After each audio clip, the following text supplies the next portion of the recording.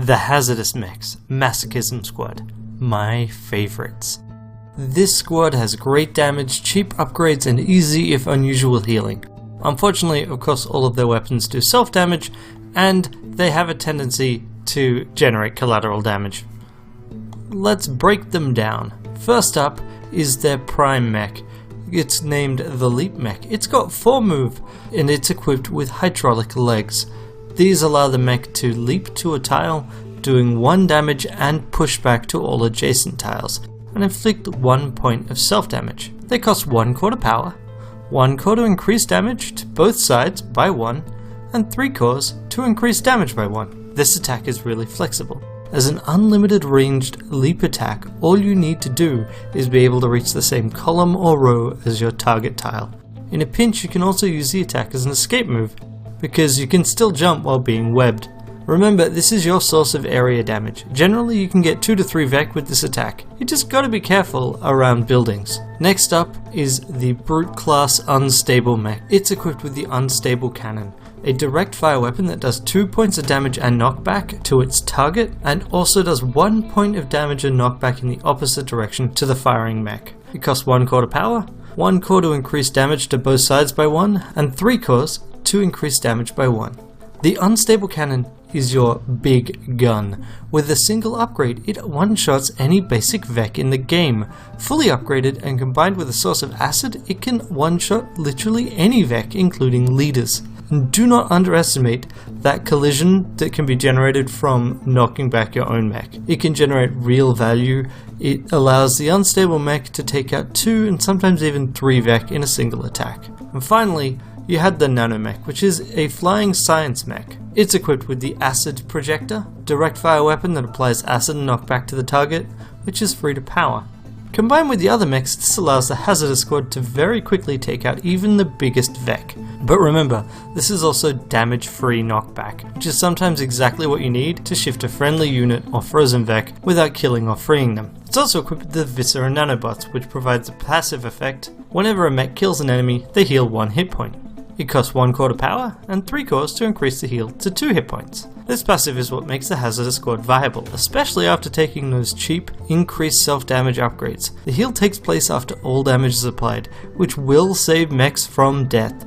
As long as your mech's attack kills something, they will come back, even if the attack otherwise would have killed them. And now, strategy. So unfortunately the achievements of this squad are kinda useless for determining strategy. I mean, at least for overkill you have to combine acid with the unstable cannon, I guess? But this squad really clicks with me. They're the only squad I'd already gotten all 3 hard runs on before I started the squad breakdowns. You want to take both of the 1 core weapon upgrades as soon as possible. If your returning time traveler has +1 reactor, this can literally be at the start of the timeline. Which one you should prioritize depends on your first island. If you got an island with leapers, scarabs and hornets, in other words 1 to 2 hit point enemies, then focus on the leap mech. That way both mechs can one-shot all non-alpha enemies on the island.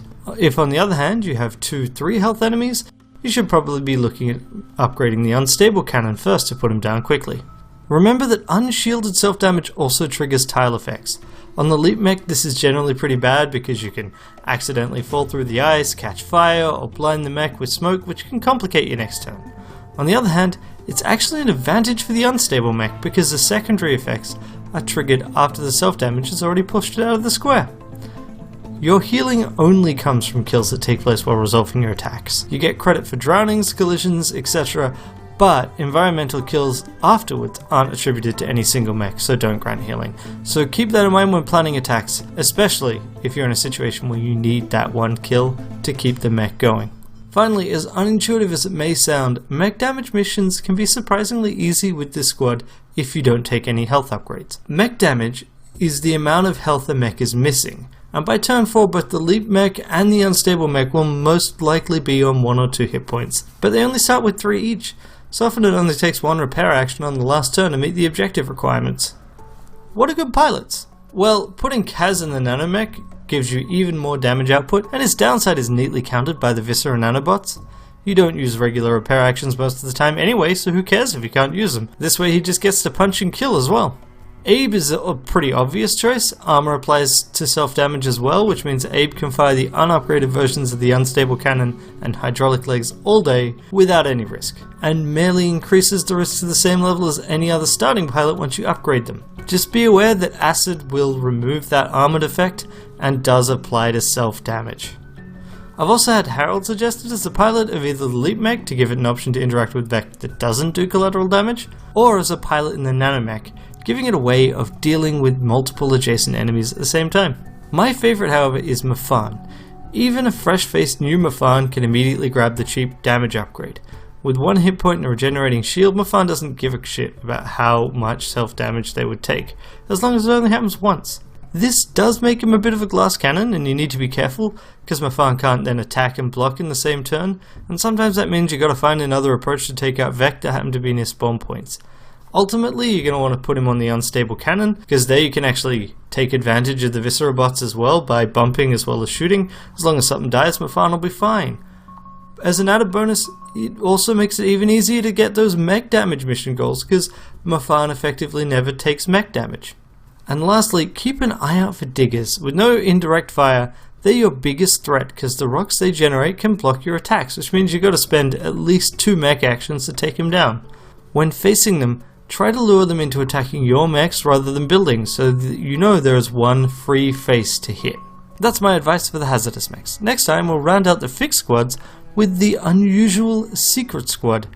I'm not sure at this point if I'll cover the random or custom squads. If you'd like me to, let me know and tell me your favorite combos in the comments. Bye!